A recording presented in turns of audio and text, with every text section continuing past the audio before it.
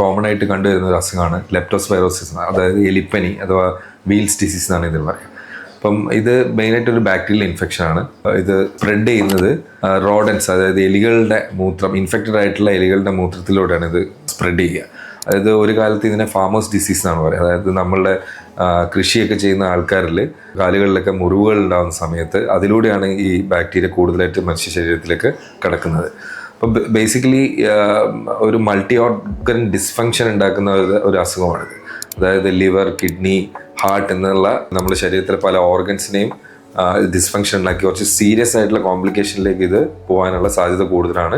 അതുകൊണ്ട് തന്നെ എത്രയും പെട്ടെന്ന് തന്നെ ട്രീറ്റ്മെൻറ്റ് സ്റ്റാർട്ട് ചെയ്യേണ്ടത് വളരെ ഇമ്പോർട്ടൻ്റ് ആണ്. ഇതിൻ്റെ രോഗലക്ഷണങ്ങൾ എന്ന് പറയുന്നത് ഹൈ ഗ്രേഡ് ഫീവർ, അതായത് നല്ല ശക്തമായിട്ടുള്ള പനി ഉണ്ടാവുക, കണ്ണുകളിൽ ഉണ്ടാകുന്ന redness, conjunctival congestion, myalgia, retro orbital pain, ഇതൊക്കെയാണ് മെയിനായിട്ടുള്ള ഇതിൻ്റെ ഒരു രോഗലക്ഷണങ്ങൾ എന്ന് പറയുന്നത്.